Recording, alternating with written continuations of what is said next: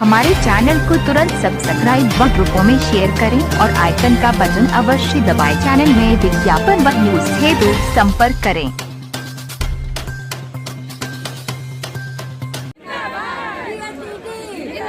B Ed TET 2011 अभ्यर्थियों द्वारा eco garden Lucknow में 3 दिवसीय लंबित मांगों को लेकर कर रहे हैं धरना प्रदर्शन, जिसमें बड़ी संख्या में अभ्यर्थी हुए शामिल। उनकी एक सूत्री मांग बी.एड टेट 2011 के संबंध में माननीय मुख्यमंत्री जी द्वारा 30 जुलाई 2018 को गठित कमेटी की रिपोर्ट को सार्वजनिक के संबंध में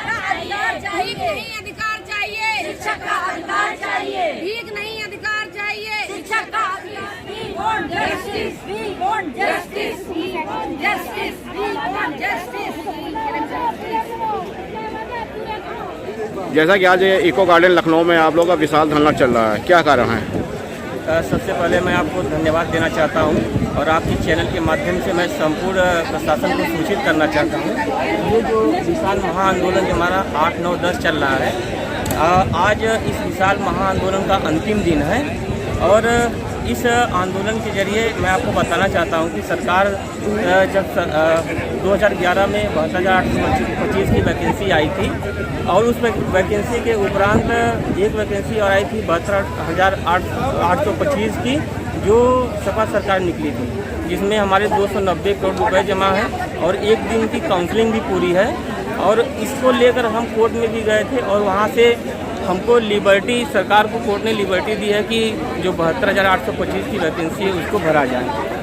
और इस वैकेंसी को भरने के लिए इस वैकेंसी को भरने के लिए एक हाई पावर कमेटी गठित की गई थी, जिसकी अध्यक्षता स्वयं डॉक्टर दिनेश शर्मा जी कर रहे थे और उस कमेटी को 30 जुलाई सन 2018 को गठित किया गया था। जैसा कि आप देख रहे हैं, ये आरटीआई से निकाली गई रिपोर्ट है। ये आरटीआई से निकाली गई इस रिपोर्ट की जानकारी लेने के लिए और अपनी नियुक्ति लेने के लिए 72,825 लोग जो 75 जिलों से यहाँ आए हुए हैं, इस कमेटी की रिपोर्ट को सार्वजनिक करने की मांग कर रहे हैं। यहाँ देखिए, जब हमारा धरना चलता था तो महेंद्र नाथ पांडे जी, केशव प्रसाद मौर्य जी, स्मृति ईरानी जी और न जाने कितने भाजपा के वरिष्ठ नेतागण जो हमारे बीच में धरने में आते थे और बैठते थे और अपना वादा करते थे, वादा किए भी हैं कि जैसे ही हमारी सरकार आएगी हम आपको नियुक्ति देंगे। वर्तमान समय में क्या स्थिति है? दिनेश शर्मा जी जो कि 3 साल पहले हमारे लिए कमेटी गठित किए थे, उस कमेटी की रिपोर्ट हम सबको सार्वजनिक करें और हमें नियुक्ति प्रदान करें, वरना हम लोग और भी बड़ा आंदोलन करेंगे। और इस तरह से हम ये सोच कर यहाँ आए हैं और आज तो हम अकेले आए हैं। आज मैं अकेले आई हूँ अपने घर से और मैं आऊँगी तो पूरे परिवार के साथ यहाँ आऊँगी। और अगर बीजेपी हमें नहीं देती नौकरी, न जिस तरह हमसे वादा की है, तो हम उसको वोट कतई नहीं देंगे, वो इस बार यूपी से जाएंगे।